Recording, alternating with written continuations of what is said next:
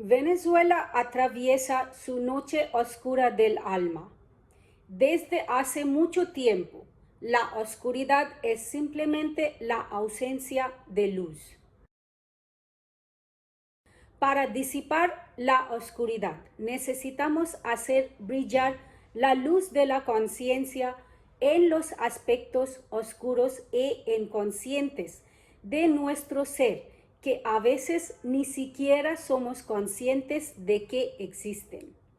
Se requiere un cambio de perspectiva ahora, más que nunca, para comprender la gravedad del asunto. El gobierno de cualquier país refleja la mentalidad masiva de su gente, porque el gobierno se compone únicamente de personas. Cualquier gobierno está dirigido no solo por una persona, como el presidente o el primer ministro, sino apoyado por una masa de personas para llevar a cabo sus atrocidades o generosidades. Tomemos el ejemplo de Hitler. Aunque fue el malo en la historia de la Segunda Guerra Mundial, lo que hizo fue aprobado y apoyado por cientos de miles de personas con ideas afines que fortalecieron su dictadura. El holocausto de Hitler fue un reflejo de una conciencia colectiva de miedo e impotencia. La gente literalmente experimentó una pérdida de poder personal a nivel individual, que reverberó como rayos masivos de miedo a nivel colectivo. Y eso es precisamente lo que le dio el poder sobre ellos para cometer atrocidades masivas y genocidio humano. Fue producto de la conciencia de masas. La vida está dirigida por la conciencia, no por sociedades o gobiernos. Las sociedades y los gobiernos son meros reflejos de la mente de las masas. La ley de atracción que gobierna la vida en la tierra establece: los iguales se atraen. Si lo miramos desde una perspectiva energética, las vibraciones de una frecuencia particular atraen vibraciones similares. Si una masa de población con miedo e impotencia se involucra continuamente en un comportamiento de autoabandono al ceder su poder al gobierno, entonces ese gobierno eventualmente se vuelve más poderoso que su gente y comienza el crimen. Uno engendra al otro, ya sea a nivel macrocosmos o microcosmos. Siempre es la misma dinámica la que provoca la guerra y el conflicto entre las personas en las relaciones a nivel personal o colectivo. Digamos que una mujer se involucra en un comportamiento de autoabandono que agrada a la gente en exceso. Ella atraerá inevitablemente a narcisistas como pareja en las relaciones, que seguirán tomándola y quitándola hasta que ella se agote. Puede que no se dé cuenta de que es su conciencia desequilibrada la que le da poder a ese narcisista. Ella puede quejarse de que su pareja es mala y cruel, pero en un nivel superior del alma, esto está sucediendo para despertarla. La vida informa a la vida sobre la vida a través de la vida. Él le está dando retroalimentación de su propia conciencia, que está vibrando al nivel de impotencia. Y esto está sucediendo para que ella pueda despertar a sí misma, recuperar su poder, elevar su conciencia, desatar su propia divinidad, para que pueda usar la retroalimentación para crear relaciones más saludables con ella misma y con los demás, donde el poder se comparte por igual, donde hay un equilibrio de dar y recibir, donde sus energías pueden reponerse y ser correspondidas. De manera similar, en la vida, todo está dictado por las relaciones, ya sea a nivel social, político, gubernamental, cultural o familiar. Nada puede existir sin una relación con algo o alguien más. Comprender esto es el comienzo del despertar. Las personas pueden experimentar impotencia en sus relaciones personales o con respecto a su gobierno. La conciencia no es una cosa fija, con características definidas. Es una corriente de reflujo y flujo, como el océano, en constante movimiento, y sus vibraciones se pueden ajustar dependiendo de lo que estamos experimentando, sea agradable o no, y usándolo como retroalimentación para alterar nuestras vibraciones y producir una realidad más deseada. Saber esto es libertad, la base de toda conciencia. Y así, aunque estas atrocidades cometidas por los gobiernos sobre su gente pueden parecer una calle de un solo sentido en el exterior, es esencialmente un calle de dos sentidos. Permíteme explicar esto mejor con una metáfora. Cuando ves un río o arroyo que fluye a través del terreno de la tierra, llegas a la conclusión de que el río está poblado por glaciares y lagos en las montañas de donde nació. Los glaciares se derriten y la gravedad hace descender el agua a través de la superficie de la tierra, formando lagos, ríos, estanques y otras entradas de cuerpos de agua. Es una calle de un solo sentido, ¿no? La gravedad solo puede derribar cosas, no empujarlas hacia arriba, ¿verdad? Pero su pensamiento es limitado cuando lo ve de esa manera. Cuando un río o lago se seca en la tierra debido, digamos, a la industrialización en cualquier área en particular, también afecta a los glaciares y lagos en las montañas que pueblan el agua del río. ¿Cómo? A través de la evaporación, la condensación, la formación de nubes, a medida que las gotas de agua se elevan desde el terreno al aire. Luego llueven sobre los glaciares y lagos en las montañas. Por lo tanto, es una calle de dos sentidos. El secado de los ríos puede afectar la calidad del agua que se encuentra en las montañas y viceversa. De manera similar, los gobiernos reflejan la conciencia colectiva de las personas que representan. Esa conciencia colectiva es algo así como un promedio de la conciencia individual de las personas que forman una sociedad.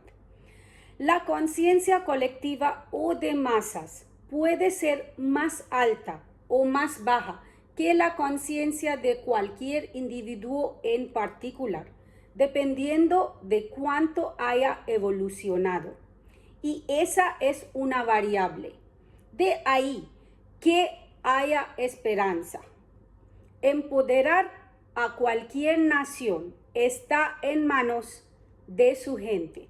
El colectivo cambiará cuando más individuos se despierten y reclamen su poder personal que inconscientemente han cedido a sus gobiernos.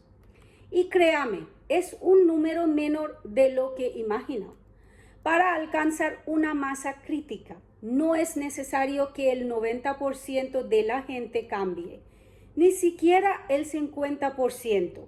El punto de inflexión se puede lograr con solo un 10%. Sí, eso es correcto.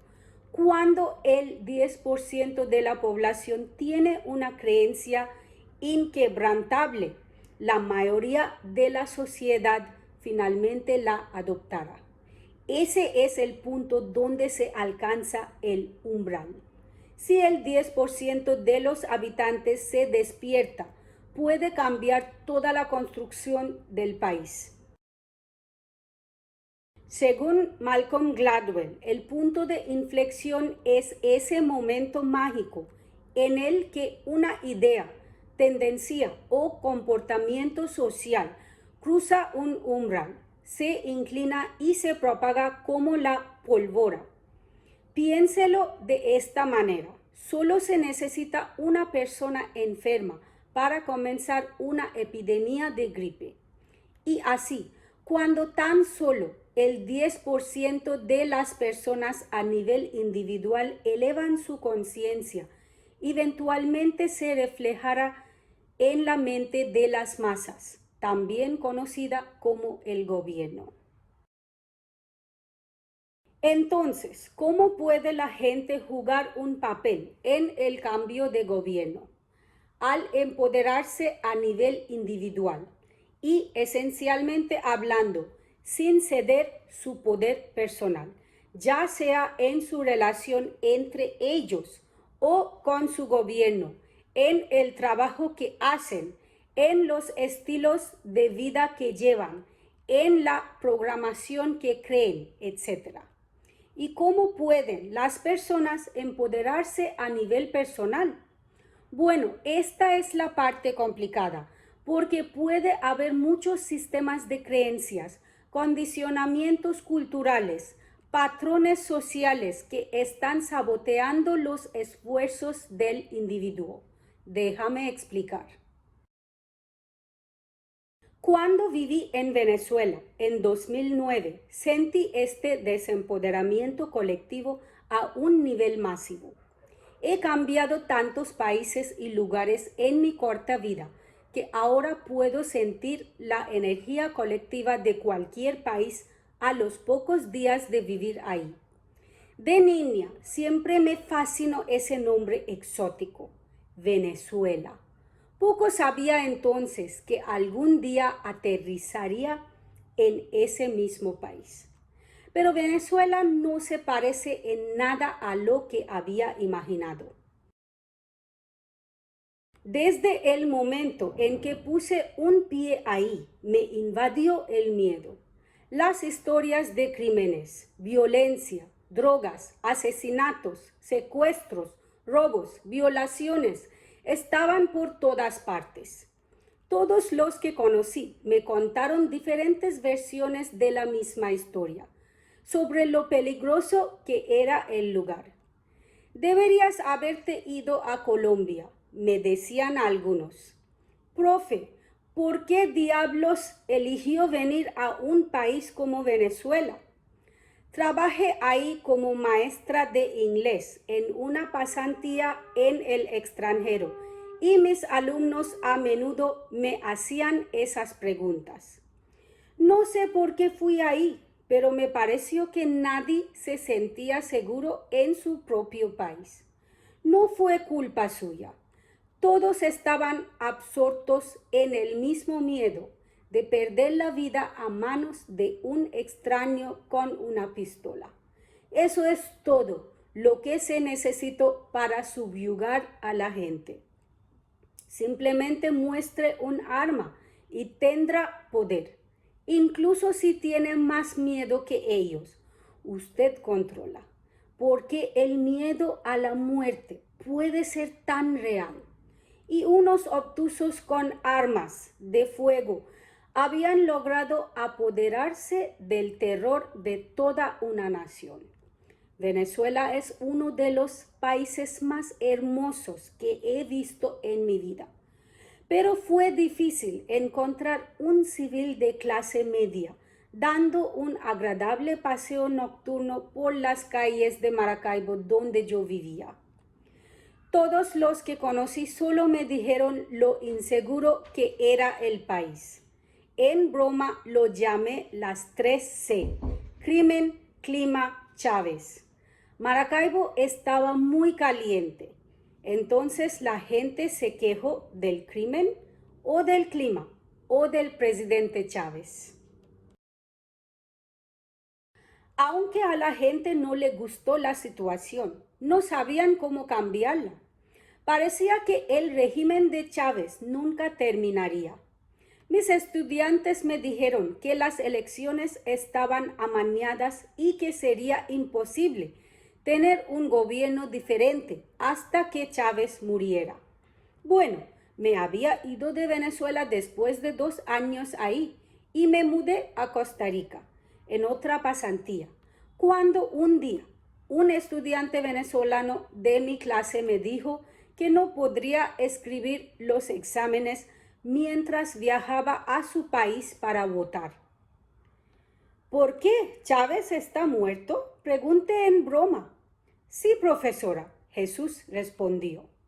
Me quedé impactada. No había estado al día con las noticias, pero estaba feliz por los venezolanos, especialmente por mis exalumnos, que querían tan desesperadamente que el régimen de Chávez terminara. Pensé, ahora el país finalmente tiene la oportunidad de recuperarse. Pero lo que siguió nos sorprendió a todos cuando se estableció un gobierno peor. La gente eligió a un líder que pronto haría de sus vidas un infierno. Fue tan doloroso escuchar sobre la masacre en masa, la escasez de alimentos y medicinas, y todas las atrocidades que se estaban cometiendo contra su gente, que literalmente tuvieron que huir de su propio país y buscar refugio en otro lugar, con la esperanza de un futuro mejor. Amaba a mis alumnos y me dolía oír hablar de su increíble sufrimiento. El régimen de Maduro parecía haber dejado a los civiles sin esperanza alguna. Mi alumno Jesús nunca volvió a clase. Hasta la fecha no estoy segura de qué le pasó, si decidió regresar a Venezuela o dejar las clases de inglés o regresar a Costa Rica más tarde, o si experimentó algo terrible en su país. Solo puedo especular sobre las posibilidades. ¿Por qué pasó esto? Cuando reflexiono sobre ello, sé que a nivel espiritual Venezuela se convirtió en una vibración similar a esta. Cambiar de ropa no cambia a la persona que la lleva. Cambiar de presidentes no resuelve los problemas subyacentes del país. El problema radica en la conciencia masiva de su gente. Y todas sus quejas dan poder a las mismas cosas que temen. Es hora de que los venezolanos despierten como colectivo. Tienen que despertar a sí mismos, reclamar su poder personal que sin saberlo han cedido a su gobierno y convertirse en quienes debían ser. El proceso de la vida se actualiza. El proceso evolutivo no espera a nadie, ni a los sistemas de creencias o ideologías culturales de nadie. Entonces, ¿cómo entrega la gente su poder? Mucho tiene que ver con la cultura del país, la forma en que está estructurada la sociedad y sus sistemas de creencias. Comencemos con la mejor mitad de su población, las mujeres. De niña solía ver concursos de belleza y casi siempre Miss Venezuela estaba entre las 5 primeras, si no ganaba la corona varias veces. Crecí con la suposición de que el país está lleno de mujeres hermosas. Bueno, de hecho, las mujeres venezolanas son muy hermosas con rasgos y figuras exóticas.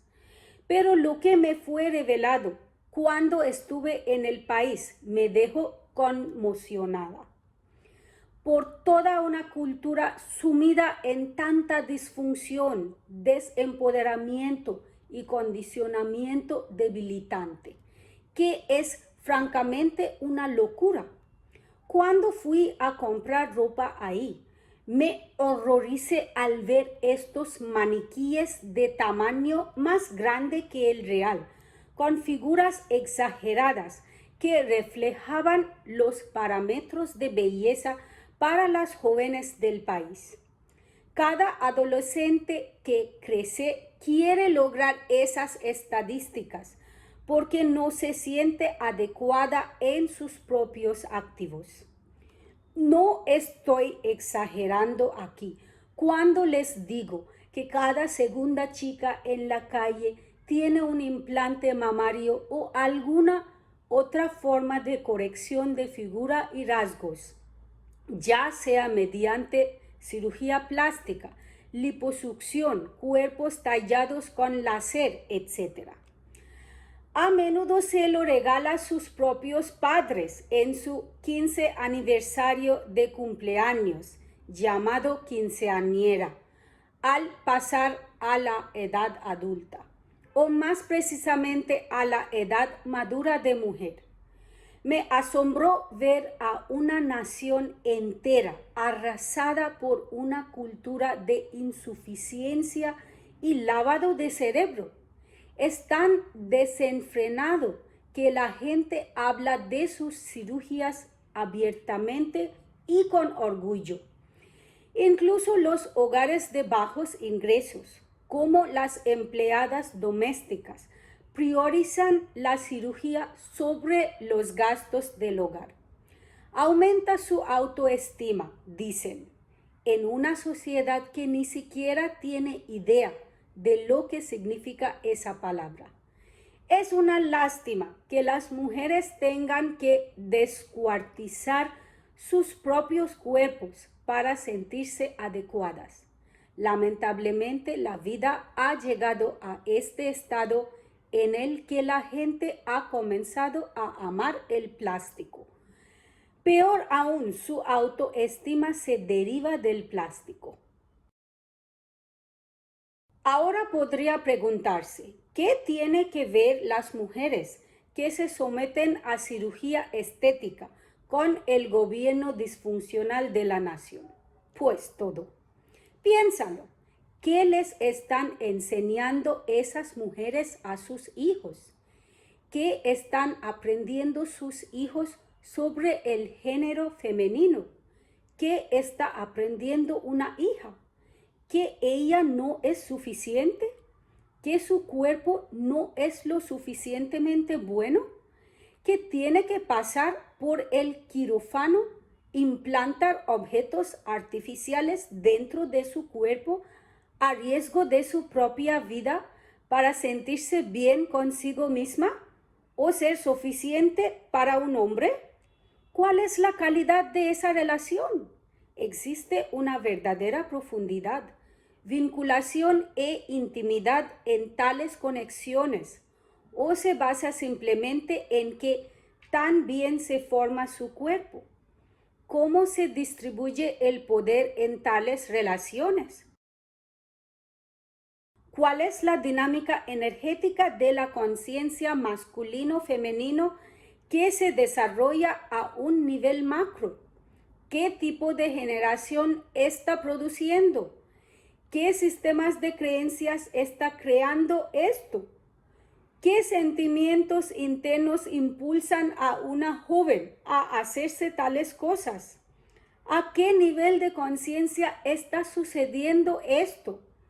¿Es un reflejo de la conciencia evolucionada o no evolucionada? ¿Algo de esto importa? Debería, ya sabes. El problema es que las mujeres ni siquiera se dan cuenta de que son parte del problema. Es un orgullo para ellas mostrar sus activos recién adquiridos. Lo único que le obsesiona es su apariencia. No hay mucha capacidad intelectual, pero sí más superficialidad en países tan vanidosos. Las mujeres venezolanas son naturalmente hermosas en su propia piel. No necesitan ese aumento externo. Pero ¿quién les dirá esto? Sus madres no les dicen. Sus padres pagan por el trabajo de las tetas. Sus novios admiran los activos artificiales. Es toda una cultura de la vanidad. No había conciencia, tan poca profundidad, como si estuvieran fuera de alineación consigo mismos, fuera de sintonía con su ser interior. En tales culturas de disfunción extrema, ¿cómo espera que su gobierno sea mejor? El colectivo solo puede cambiar cuando cambia el individuo. Las personas que componen el gobierno creció en esos mismos hogares, bajo condiciones culturales similares, con familias de mentalidades iguales. ¿Quién les enseñará sobre el autoempoderamiento? En otras sociedades patriarcales, como partes de África, Asia y el Medio Oriente, los hombres a menudo obligan a las mujeres a ceder su poder personal, pero aquí las mujeres se objetivan voluntariamente, se someten a estos reordenamientos físicos para ser más deseables y aceptables en la sociedad. Así que aquí ni siquiera puedo hablar de los derechos de las mujeres. Es una nación entera de mujeres sin poder. Eso es la mitad de la población del país. Y cuando las mujeres no están empoderadas, ¿cómo se empoderará a los hombres? Es probable que haya patrones disfuncionales, desequilibrios de poder a nivel personal y colectivo. Las energías yin y yang deben estar equilibradas para que la armonía reine en cualquier sociedad. Las energías masculina y femenina son como dos pilares erigidos en los dos polos de la Tierra, equilibrando la dualidad de nuestra existencia. El dominio o la sumisión de cualquiera de las polaridades derribará el equilibrio en las relaciones y prevalecerán las luchas de poder. No estamos aislando a organismos individuales como el gobierno o el ejército o el público aquí. Estamos hablando en términos de vibración y frecuencia, conciencia y energía. La conciencia es como un tapiz. Si hay un agujero en una esquina de la tela que no se repara a tiempo, eventualmente destruirá todo el armazón de ese tapiz. La forma más eficaz de ayudar a una sociedad es empoderar a sus mujeres. Cuando ayudas a las mujeres, gastas tu dinero en su emancipación. Esas mujeres enseñarán a los niños, cuidarán de la comunidad, de los hombres, del gobierno y de la sociedad. Las mujeres son las verdaderas impulsoras del cambio, el centro de cualquier economía, las principales guardianas de una sociedad. Apoyar su dignidad y bienestar mejorará la calidad de vida en cualquier sociedad. Necesitamos más mujeres líderes en todos los ámbitos de la vida. Los sistemas masculinos de competencia, conquista y codicia ya no funcionan. Esas estructuras se están desmoronando debido a graves desequilibrios de poder. También note esta disfunción en otras áreas del estilo de vida, como la nutrición y el entretenimiento. Venezuela tiene quizás la peor dieta en comparación con cualquier país que haya visitado hasta ahora. Su comida consiste principalmente en carnes rojas, mucho queso, azúcar y frituras. Es increíble la cantidad de carne que se consume. Carne para el desayuno, carne para el almuerzo, carne para bocadillos, carne para la cena. Dios mío, siempre estuve estreñida ahí y estaban orgullosos de su dieta. Se llama cultura. Habiendo crecido consumiendo muchas variedades de verduras como platos principales en mi propio país, me sorprendió descubrir que su única ingesta de verduras se limitaba a una escasa ensalada como guarnición. Cuando les dije lo pobre que era su dieta nutricionalmente, se enojaron. Gran parte del consumo de grasas pesa mucho sobre el hígado, los riñones, el corazón, el cerebro y otros órganos internos. Toda la liposucción no puede derretir estas grasas animales malsanas que recubren las células causando estados ácidos severos en el cuerpo, el caldo de cultivo de enfermedades. Nuestros cuerpos son más saludables en estados alcalinos. Somos lo que comemos. La comida es energía. Lo que ponemos en el cuerpo impacta directamente en nuestra conciencia. Luego, su sentido del entretenimiento se define por beber mucho, fumar, salir de fiesta en clubes nocturnos y besarse con extraños al azar. Tales estilos de vida poco saludables impactan todo: su capacidad de pensamiento y racionalización, sus ideas y estados mentales, sus medios de vida y comportamiento social, sus sentimientos internos y niveles de conciencia, etc. Me encontré incapaz de mantener una conversación normal con la gente ahí, ya que la amplitud de nuestras charlas estaba muy restringida. Sentí esta falta de estímulo intelectual en el país. Si bien noté que otras sociedades latinoamericanas también eran así, Venezuela es extrema en todos los sentidos.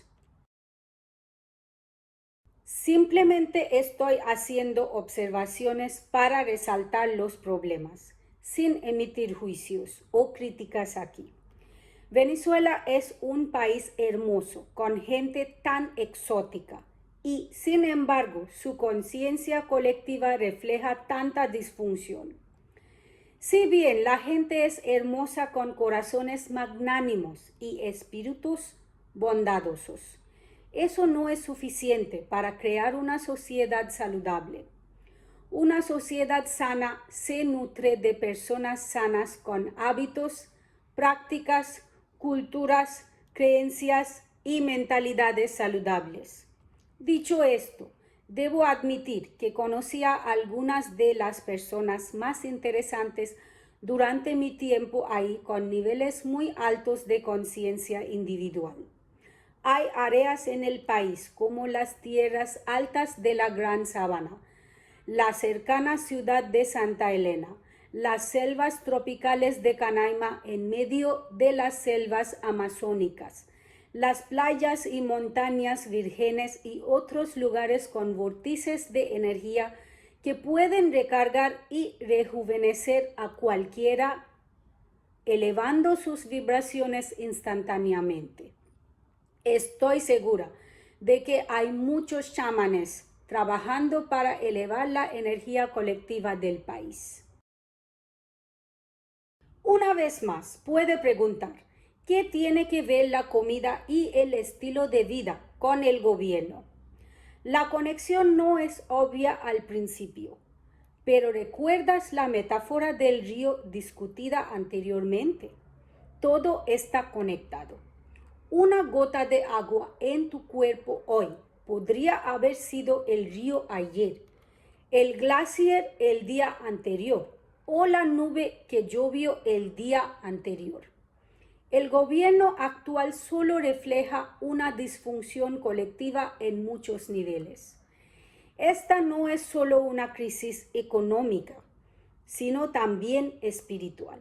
Y cambiará cuando más personas se empoderen desde adentro, establezcan conexión con su ser superior, encuentren su propósito y pasión en la vida, disfruten de su propia compañía, se enorgullezcan de sus cuerpos sin la necesidad de reorganizarlos artificialmente y actúen desde ese estado de poder interior.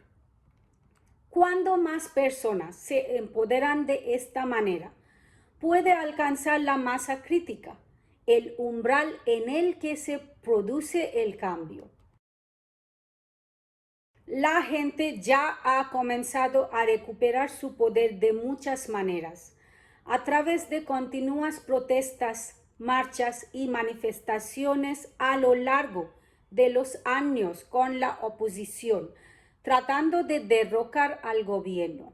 Millones han huido del país desde que Maduro llegó al poder, buscando asilo político en países vecinos del Sur y Norteamérica, como Colombia, Brasil, Chile, Argentina, Ecuador, Perú, Costa Rica, México, Estados Unidos, Canadá, etc. Estos actos definitivamente debilitan al gobierno. Sin embargo, no todo el mundo puede salir del país. Es el todo, el colectivo, lo que necesita sanación, no solo un aspecto como el gobierno. A menudo tratamos de resolver nuestros problemas donde surgen. Sin embargo, cada problema proviene de raíces más profundas de patrones disfuncionales en la sociedad. Culpar al gobierno o quejarse del presidente no ayudará. Esto solo crea más energía de impotencia. El lugar para comenzar siempre está dentro. Cuando sucede algo percibido como malo, es esencialmente una retroalimentación de la vida que algo en nuestra conciencia está sufriendo. En un nivel superior del alma se manifiesta para el bien de todos, por lo que las cosas pueden cambiar para mejor. Cuando puedas ver las cosas de esta manera, tus perspectivas cambiarán y tu vida se transformará. No estarás agitado e inquieto con toda la oscuridad que te rodea. Más bien, superarás los desafíos con gracia. La vida te da la oportunidad de despertar a ti mismo, de expresar y experimentar quién eres realmente, de disfrutar y ser dueño de tu propia divinidad. Cada individuo es responsable de su propio crecimiento y desarrollo interior. La paz mundial es algo interno. La seguridad es un trabajo interior. Uno debe confiar en la presencia protectora y la guía del universo. Eso se llama fe. La vida te pasa a través de ti, a través de los filtros de tu propia percepción. La vida te está respondiendo en todo momento. Estas emociones, estos sentimientos de inquietud e insatisfacción son síntomas del despertar a una nueva etapa en la evolución de su gente. En mi primer mes allí, me robaron a punta de pistola frente al centro comercial más grande de Maracaibo, a plena luz del día. Más que un robo, lo que me sorprendió fue que el crimen sucedió frente a cientos de espectadores que se encontraron demasiado impotentes para hacer algo al respecto. Verás, este es el problema. La gente cree que está indefensa y así se vuelve. Energéticamente ceden su poder. Las creencias patrocinan la realidad. ¿Cuál es el poder de unas pocas personas con armas frente a una masa de personas sin armas? La gente no se da cuenta de que hay poder en los números, porque el problema aquí es que los organizados no son civilizados y los civilizados no están organizados. El cambio real comienza con el amor propio, la autocompasión, la autoaceptación, la autoaprobación y el autoempoderamiento. Ese es el camino hacia la autorrealización. Venimos aquí a la tierra para autorrealizarnos, para experimentarnos a nosotros mismos como una expresión de divinidad. La bondad del universo no está limitada. Cuando parezca que algo no está funcionando, no se preocupe, porque algo mejor está en camino.